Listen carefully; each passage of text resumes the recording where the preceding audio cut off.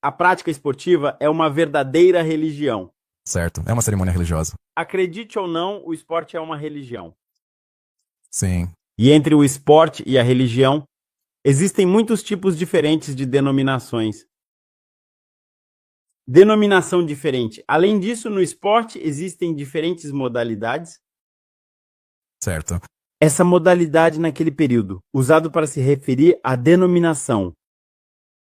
Dentre as várias modalidades esportivas, há uma específica, a primeira, que é conhecida por muitos como a mãe do esporte, o nosso tradicional futebol. Lembra disso? Futebol, para você, é futebol. Para você, isso se chama futebol. Futebol americano e além do basquete. Basquetebol? Com certeza podemos considerar que o campo é verdadeiramente um santuário sagrado. Cada pequeno elemento que encontramos presente neste campo carrega consigo um profundo significado dentro da vasta dimensão espiritual que nos cerca. E cada uma delas é uma estrela. Cada um deles é um modelo, cada um deles é um ídolo para o povo. Os objetivos representam algo. A bola representa algo. Lembre-se do antigo deus Baal. O deus Baal era aquele que representava o deus de uma fatalidade e também o próprio deus da guerra. E esse esporte aqui funciona exatamente da mesma forma. Eles realmente o adoram muito. Imagine agora, lá no fundo do seu coração, que o seu time favorito, imagine que o seu time está perdendo feio, enquanto o time do seu vizinho está ganhando a partida. O que é que vai começar a surgir dentro do seu coração e na sua mente? Inveja, ódio, sim. Raiva. Não consegue amar? Você amará o seu próximo? Não. Você com certeza vai odiar o seu vizinho. Essas são apenas as coisas básicas de tudo. Eles desenvolvem isso para fomentar um ódio profundo em seu coração e adorar o seu próprio ídolo. Adorar seu próprio jogador? O jogador que você ama é o seu Deus.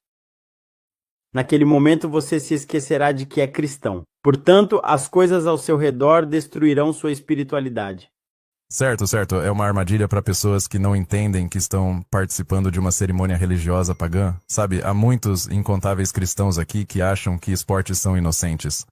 Eu costumava ser um deles e eles não notam que participam de uma cerimônia religiosa pagã criada para afastá-los de Cristo? Sim. Bem, Gabriel, você sabe, começamos esta conversa falando sobre este livro aqui, O Grande Conflito. E uma das coisas em que focamos aqui neste canal é falar sobre as 3 mensagens angélicas de Apocalipse 14. E no meio desse capítulo, há uma discussão detalhada sobre um poder que nós, como protestantes, acreditamos estar descrevendo o sistema católico romano, que tem estado no poder há mais de 1000 anos. E então, você viu nas sociedades satânicas alguma menção ao catolicismo, padres, algo relacionado ao Papa, algo sobre Roma, qualquer coisa nesse sentido? Isso foi mostrado a você ou discutido com você? Louvado seja o Senhor. Eu visitei a cidade de Roma pelo menos umas 3 vezes ou até mais. O que eu me lembro muito bem são as 3 vezes que visitei Roma. E da última vez, eu acabei entrando em um lugar onde nenhuma pessoa comum deveria entrar ali. Você vê apenas o que está acima, no topo, aquilo que é físico. Mas depois disso, há algo espiritual que somente a sociedade pode ver, ok? O próprio Satanás em seu trono está lá. Um lugar sagrado onde se encontram diferentes santuários, e um dos locais específicos onde apenas uma pessoa entra neste mundo, para conversar diretamente com Satanás. Aquele lugar específico está lá. E os satanistas, todos os satanistas, eles sabem sobre o Islã e também sabem sobre os advérbios de 7 dias. Eu sabia disso antes de me tornar um advérbio de 7 dias. Estou falando do nível de percepção geral sobre o satanismo. Eles sabem dessas coisas, eles estão cientes. Eles estudam a Bíblia. Eles são especialistas. Eles leem a Bíblia para entender a mente das pessoas opostas, que costumávamos chamar de pessoas vivas. Por que elas são pessoas vivas?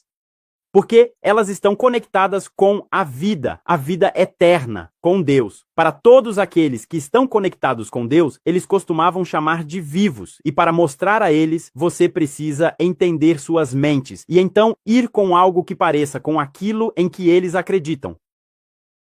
Então, existe, você sabe, obviamente havia uma consciência sobre os guardadores do sábado, ou os adventistas do sétimo dia, as pessoas vivas, sabe? E há essa distinção entre católicos, mas dentro do catolicismo, especificamente os jesuítas. Nesse mundo das sociedades secretas, nesse mundo em que você cresceu, havia um entendimento de que os jesuítas eram diferentes de um católico normal?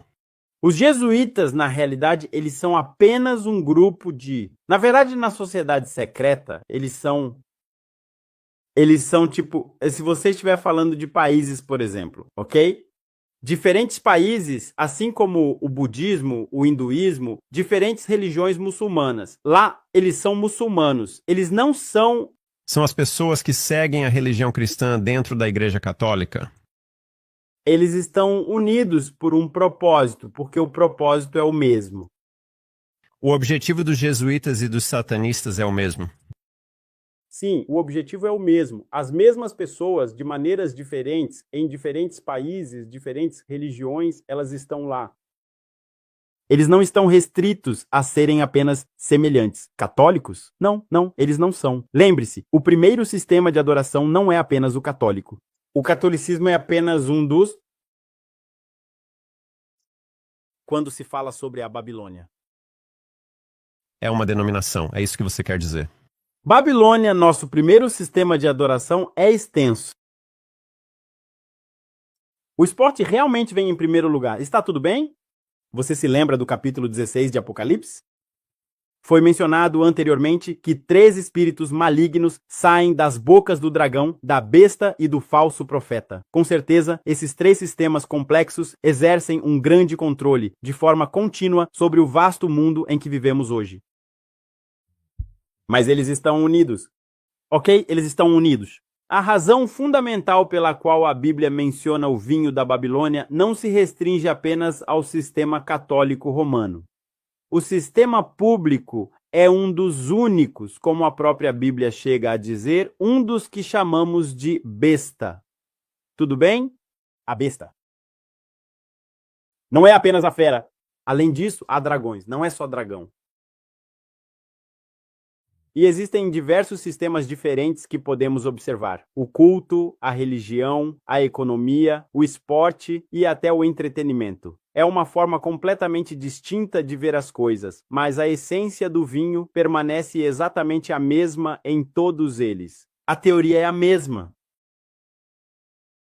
Então eu queria entrar no assunto, como o James estava falando, sobre sua experiência de como você saiu disso, porque, pelo que entendo, a maioria das pessoas não consegue sair desse tipo de sistema. A maioria das pessoas não consegue sair do satanismo. Elas seriam destruídas. Como foi? Você pode me contar sua história de conversão e como conseguiu sair desse sistema incrivelmente sombrio em que você estava? Louvado seja o Senhor Deus por este momento sagrado. Lá, eles treinam e manipulam a nossa mente para temer. Quando alguém tenta sair, eles trazem essa pessoa na frente de todos os outros e a matam. Seja ele ou seja ela, não importa quem seja. Qual é a sua posição na sociedade? Quando chega o momento em que você quer fugir, eles trazem você e te matam na frente das pessoas. Eles destroem. Às vezes, se você for muito famoso, eles destroem sua imagem. Um anjo usará a sua mesma imagem. Tudo bem, um anjo caído irá se transformar exatamente a sua imagem, para mostrar às pessoas que você estava fazendo aquilo quando na verdade não estava. E todo mundo vai ver que é ele, é ela, quando na realidade não é essa para começar. Depois eles vão te matar na frente de todo mundo. É uma cerimônia. Isso serve para garantir de forma absoluta que se você estiver sentado aí assistindo a este vídeo agora e fizer exatamente a mesma coisa, você também terminará da mesma forma que este está terminando. Eu já vi muita gente passando por isso. Mas lembre-se, eu quero te dizer uma coisa muito importante. Um dia, se lutarmos e formos para o céu, veremos muitas sacerdotisas de alta classe. E até mesmo os maiores satanistas do mundo. Nós os veremos lá no céu. Porque eles se converteram. Eles entregaram suas vidas a Jesus porque sabiam. E eles dizem, mate-me neste instante. E eles os mataram. E Deus permitiu que os matassem e os sacrificassem. E algo que eu quero dizer é que todas essas pessoas têm a mesma coisa. Vamos ler Eclesiastes capítulo 3, versículo 11. Ele fez com que absolutamente tudo se tornasse belo e admirável no tempo certo. Ele também plantou o senso profundo de eternidade e o desejo pelo infinito no coração humano. No entanto, nenhum ser humano é capaz de compreender plenamente os mistérios do que Deus realizou, desde o princípio de todas as coisas até o seu encerramento final. Podemos dizer com convicção que Deus, em sua infinita sabedoria, criou tudo belo. Ele colocou o senso da eternidade no coração de cada ser humano. Nada neste mundo passageiro deveria se encaixar ou me dar exatamente aquilo que a minha alma tanto precisava. Era exatamente aquilo que eu estava procurando há muito tempo. Então eu comecei a refletir profundamente. Qual é o sentido da vida? Qual é o significado da vida? Porque estou vivo, porque eu sou, porque tudo o que fazemos, por quê? Eu perguntava para eles, eles me ensinaram como perguntar. Se você está querendo aprender algo, não é fazer uso de uma afirmação, é usar perguntas. Se você quer ler ou realmente deseja compreender profundamente algo, comece com perguntas. No processo de responder essas perguntas, outra pergunta virá e você vai aprendendo. Comecei a me perguntar, por que sinto esse vazio dentro de mim? Fizemos muitas coisas más porque me ensinaram a fazer isso. E eu não gostava. Eu procurava saber se havia alguém que pudesse nos salvar. O anjo caído, não há como você fugir para debaixo d'água ou para o oceano, eles vão te encontrar. O anjo caído, eles vão te encontrar, porque eles estão em toda parte. E naquele momento eu pensava, será que existe alguém que realmente pode me salvar? É impossível, porque aprendemos de outro lado que não havia nada, apenas Satanás aparecendo em forma. E eu também estava sentindo muito medo. Eu não queria morrer, mas eu queria desesperadamente encontrar alguém que pudesse me salvar. No caso das sociedades de circuito, os membros da sociedade de circuito frequentemente usam Satanás. Satanás também é o próprio Jesus Cristo. Ok. Está bem? Além disso, ele é verdadeiramente o Senhor. Entendido. E além disso, ele é um Deus. Tudo bem. Se você vê alguém dizendo que é satanista, mas ao mesmo tempo dizendo eu louvo a Jesus Cristo, não se trata do seu Jesus Cristo. Eles estão falando do Jesus Cristo deles, não do seu Jesus Cristo. Falso Cristo. Quando eles estão falando sobre Deus, eu louvo a Deus. Porque me ajudar a fazer o que quer que eu tenha feito não significa estar falando do seu Deus, aquele que você conhece, certo? Eles estão falando sobre o Deus deles. Sim. Satanás também é Deus. Você também pode chamar Satanás de seu Jesus Cristo, não de seu Jesus Cristo. Em minha mente eu pensava, ninguém seria capaz de me salvar desta escuridão profunda e solitária. Ninguém pode me salvar deste reino. Eu estava trabalhando na pequena loja do meu irmão quando um missionário adventista do sétimo dia, veio e conversou calmamente comigo sobre a verdadeira origem de tudo. Jesus Cristo, alguém que morreu na cruz para salvar toda a humanidade e cujo poder pode salvar qualquer um que crer em seu nome. Foi a primeira vez que aquele homem misterioso começou a falar comigo. Mas eu aprendi com o terrível anjo caído do mal que eu não posso. estabelecer um contato espiritual direto com a verdadeira adoração do homem da cruz. Você não deveria entrar em contato com eles e nem deveria conversar. Aprendi desde criança que os adventistas do sétimo dia eram considerados bruxos. Eu cresci assim, e então esta falava sobre um Jesus que morreu na cruz. Ele também é um Salvador, ele é a paz da paz.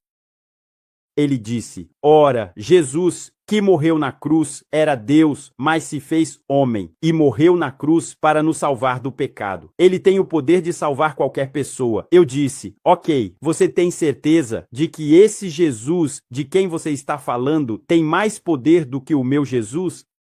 E ele falou durante 3 dias enquanto conversamos. No outro dia, ele desapareceu. Ele nunca mais apareceu. E eu fiquei pensando, eu quero encontrar esse Jesus. Se esse Jesus, que aquele cara disse que é real, eu quero vê-lo. Se ele tem o poder mais do que o meu Jesus Cristo, mais do que meu espírito, mais do que a sociedade sagrada, eu quero vê-lo. E eu quero conhecê-lo, quero fazer algumas perguntas. Por que permitimos que isso aconteça? Eu tinha muitas perguntas. Depois de alguns dias, eu estava sozinho no meu quarto e aquela luz intensa foi a primeira vez que o anjo caído finalmente me deixou. E eles me deixaram por causa daquela luz que estava ali. E essa luz foi ficando cada vez maior. E ela se transformou gradualmente como um ser humano cheio de luz. Ele era muito alto. E ele parou bem ali. E meu corpo ficou paralisado. Meus olhos estavam abertos. E meu corpo, eu não conseguia me mexer. Era impossível se mover. E estava me mostrando algo que costumávamos fazer antes. Bruxas, feiticeiros. Quando eles vão atacar alguém, eles precisam primeiro paralisar o corpo. Mas eles não têm o poder de tocar a mente da pessoa. Apenas o corpo, para facilitar o processo de fazer o que eles querem fazer. E naquele momento isso estava acontecendo comigo. E eu digo, olho para minha mente e digo, isso pode ser alguém poderoso. Eu estava falando. Eu estava perguntando à minha mente, quem é você? Perguntando, questionando, quem é você? Por que você está aqui? O que está acontecendo? Pense em muitas perguntas, mas esse ser que estava lá, a primeira coisa que ele me disse foi, receba. Como aquele coração de pedra, duro e insensível, o coração frio e gelado que eu carregava, aquele coração vazio e frio, totalmente sem remorso, sendo muito mais frio do que o de muitos psicopatas. Da maneira como ele disse, né, receba a paz, aquele coração de pedra, tudo se tornou novo, como um novo coração. Pela primeira vez, eu pude finalmente sentir paz. Eu me senti plenamente realizado. Aquele vazio simplesmente deixou de existir. Eu senti paz. Foi a primeira vez que senti paz. Antes de começar a responder, ele disse, eu te criei para algo melhor. Deus nos criou para algo muito melhor do que isso. Se Deus permitir. Quero escrever o 2º volume. O título será Deus te cria para algo melhor. E ele começou a responder calmamente todas as perguntas que eu fiz a ele de uma forma muito respeitosa, sabe? Foi amor pela primeira vez. Amor pela primeiríssima vez. Você vê alguém pela primeira vez e começa a amar. Eu vi essa pessoa. E ela estava falando comigo, calmamente, transbordando e cheia de luz. Ele começou a me contar a história, a verdadeira história, antes do nosso mundo ser criado. O Jesus que eu aprendi que estava salvando a realidade, porque ele se tornou assim, ele me contou detalhadamente sobre o nosso vasto mundo, onde tudo realmente começou, Ele me narrou toda a história até o momento em que ele morreu por nós na cruz e depois ressuscitou, e ele me mostrou claramente o sinal divino onde o novo tempo entrou. E ele me revelou com amor. Fui eu mesmo quem morreu naquela cruz para te salvar pessoalmente e para salvar a todos os seres humanos. E a razão de eu aparecer aqui agora é justamente porque você me pediu para vir. Eu apareço para você porque você me pediu para vir. E eu vim para te mostrar que eu sou o Salvador. E o Salvador de todos aqueles que acreditam.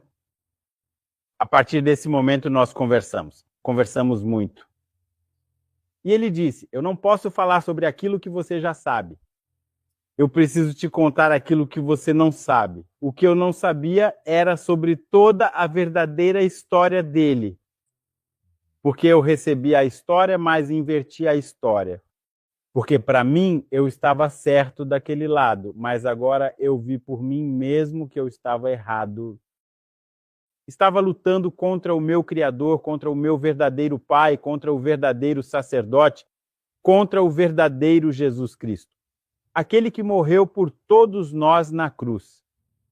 O próprio Deus Todo-Poderoso que se fez carne e morreu na cruz para nos resgatar e salvar do terrível reino das trevas. E naquele momento eu me senti profundamente mal.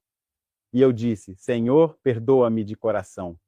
Ele então me desparalisou e eu fui para a tua presença te adorar.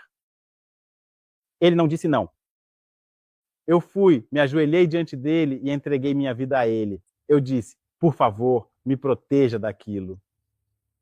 Eu recebi um convite para ler a Bíblia Sagrada e somente a Bíblia. Assim como as suas palavras, a Bíblia e somente a Bíblia. E ele também me recomendou alguns livros para ler. Entre eles estão Patriarcas e Profetas, Profetas e Reis, O Desejado de Todas as Nações, Atos dos Apóstolos e também O Grande Conflito. Sim, O Grande Conflito e o livro Caminho a Cristo. Dentre todos esses livros, um que eu realmente amei demais foi O Caminho para Cristo. Entreguei minha vida a Jesus. Mas, bem, a vida não ficou fácil. Entreguei minha vida a Jesus, tive paz.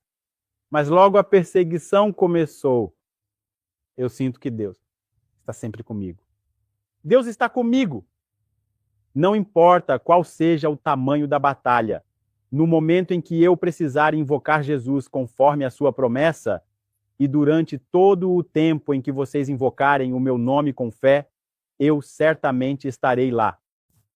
É muito interessante notar que, neste relato específico, ouvimos falar, sabe, sobre a real necessidade de convidar, ou, acho que, de abrir a porta do coração. Porque Cristo é justamente aquele que bate do lado de fora da porta, mas ele nunca força a porta. Ele jamais força a sua entrada na vida de qualquer pessoa. Ele só entra mediante um convite sincero. Você o convida para a sua vida. Você tem que escolhê-lo. Ele respeita plenamente a capacidade do indivíduo de tomar uma decisão própria nessa questão. Mas no momento em que ele pediu, ele estava lá. Quando foi que você parou de ver as forças das trevas, então? Quanto tempo depois disso você parou de ver os anjos maus? E parou de ser atormentado? Isso aconteceu durante mais de 10 anos. Eu sofria muito, porque costumava vê-los frequentemente. Às vezes eu perguntava, você consegue ver algumas pessoas aqui? Eles diziam, não, tudo bem, mas Deus me ensinou a confiar nele. E todas essas coisas. Ele me ensinou a confiar nele, estava me ensinando a confiar nele, depois que ele fechou minha visão para as coisas espirituais. Entendi, ok. E em que ano você finalmente parou de vê-los? Já estamos em 2026. Quando foi a última vez que você teve contato com o mundo espiritual? Estamos falando de meados de 2016 ou 2017, mais ou menos. Mas eles simplesmente... Você meio que via, sabe, pessoas em uma sala que, sabe, outras pessoas na sala não conseguiam ver. Mas, tirando isso, eles estavam te assediando ou era só que você podia vê-los, mas eles não tinham permissão para te tocar? Sim, eu costumava vê-los, mas não posso tocá-los, e eles também não podem me tocar. Quero dizer algo. Eles têm o poder de controlar os meios de comunicação. Eles têm o poder de controlar toda a polícia do mundo. Se eles estão mostrando isso, é porque têm permissão para isso. Certo, concordo. Eles querem que as pessoas saibam o que está acontecendo. E então, depois de tantas pessoas, nós nos esquecemos disso. Tipo, não aconteceu nada. Eu fico me perguntando se eles estão tentando expor parte dessa maldade nas notícias para tentar afastar as pessoas em direção à religião. Que eles controlariam. Eu não sei falar muito bem em inglês, mas em português eu tenho um pouco mais de conhecimento sobre esse assunto. Tudo acaba virando um caos absoluto. A ordem que surge do caos. Eles precisam criar o caos ou a desordem. Após o caos, agora eles vão criar ordem. Por trás dessas coisas, eles estão criando algo que desejam apenas para impor a lei que eles mesmos criaram, garantindo seus próprios interesses e limitando a liberdade alheia e ver a reação das pessoas. E depois de ver a reação das pessoas, agora eles querem convencê-las. Agora, sobre isso, precisamos fazer isso e aquilo. E as pessoas vão acreditar, sim, precisamos disso. Por trás disso, as coisas são muito lentas. Eles querem criar algo. Uma das outras grandes coisas nas notícias recentemente são os aliens, OVNIs, que eu acredito serem demoníacos. E acho que você também acredita nisso. Houve alguma conversa e, na verdade, temos alguns livros na mesa do Roger Morneau, se você quiser mostrá-los, Alex. E uma das coisas, há um trecho do Roger Morneau, que também esteve envolvido em uma dessas sociedades secretas. E um dos sacerdotes satânicos disse a ele que um dos enganos finais seriam os alienígenas, e que os alienígenas se apresentariam para impedir a destruição repentina do planeta. E o sacerdote claramente nos disse então. Conversamos por um bom tempo e então ele disse: posso ter um pouco mais do seu tempo? Quero fazer algo muito fascinante. Ele diz: o grande plano do mestre para colher as nações, para colher as multidões da terra para a sua causa. Perto do fim do grande conflito entre o bem e o mal, após expressarmos interesse, queríamos então saber mais sobre as atividades dos espíritos. E ele disse: isso será feito de modo único. Esse grande plano vai envolver pessoas. As pessoas vão aceitar isso porque, segundo ele, espíritos demoníacos vão declarar que são habitantes de planetas distantes nas galáxias, que estão vindo para alertar os habitantes do planeta Terra sobre a destruição iminente do planeta, a menos que algo realmente adequado seja feito para evitar isso. E ele continuou a sua fala, dizendo que eles realmente vão alegar que tiveram experiências fora do corpo. Você já teve alguma vez na vida uma experiência fora do corpo?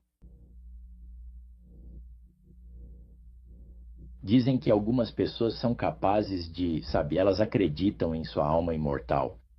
Projeção da alma imortal? Sim, correto. Vai a duas partes diferentes do mundo, vê coisas, volta e depois escreve tudo sobre isso. Portanto, devido a esse fato, que milhões de pessoas na Terra acreditam que as pessoas possuem uma alma imortal. Não é algo que seja facilmente aceito quando os espíritos se manifestam através de um médium em transe, ao contrário do que acontece com pessoas influentes nos caminhos. Mas afinal, o que é um médium de transe? É um canal hoje. O que é conhecido como canal? A fascinante experiência de Shirley MacLaine ao se envolver com o espiritismo e com os supostos seres e habitantes de planetas distantes nas galáxias teve uma duração de cerca de 3 horas. E você estava ouvindo o cumprimento de... Este sumo sacerdote disse isso há 45 anos. Sim, exatamente. Exactly. Isso era algo que também surgia, ou de que você tinha conhecimento em alguma das suas reuniões de sociedades secretas, de que eles usariam essa distração alienígena no final? Ok, quero contar algo que está na Bíblia, também no grande controvérsia que você ouviu ali. As Escrituras afirmam que Jesus, nos últimos dias, aparecerá como o Messias, conforme foi dito por profetas do passado. e eles também o procurarão. Falando de anjos, Paulo disse que no final, o anjo, eles têm poder para se transformar em anjo de luz. Mas na grande verdade, a controvérsia também diz que exatamente no fim dos tempos e no fim deste mundo, os anjos vão se transformar na forma física de seres humanos. Eu aprendi muito com todos eles e eu cresci bastante convivendo com eles diariamente. Eles costumavam se transformar em seres que não existem neste mundo. Eles são especialistas em se transformar nesse ser.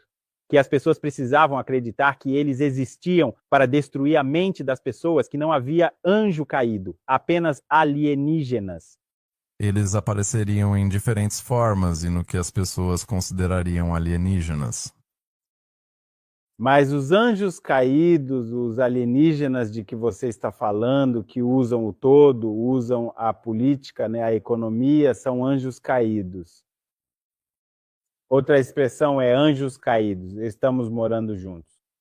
Eles estão aqui. Eles também estão lá. Eles estão ouvindo. Eles são a nossa forma de falar. Eles estão fazendo isso tudo para impedir essa coisa. Mas Deus também está conosco para nos guardar. E sabemos que se houvesse 100 bilhões de anjos caídos, haveria 2/3 a mais, visto que 1/3 deles caiu. E então, quantos anjos celestiais a mais nós temos além de tudo isso e do poder de Cristo, ao qual eles não conseguem resistir? Muito obrigado por estarem conosco hoje. Acho importante que percebamos o quão real é essa batalha que estamos enfrentando. Bem, eu acho importante que permaneçamos próximos de Deus e nos afastemos de todos os ídolos que Satanás e seus anjos malignos estão tentando fabricar, para nós adorar qualquer coisa que não seja Deus. E acho que também precisamos perceber o quão real é essa batalha. Certo. E existem regras nos bastidores que nem sequer compreendemos completamente, mas podemos discernir algumas delas lendo a Bíblia e o espírito da profecia.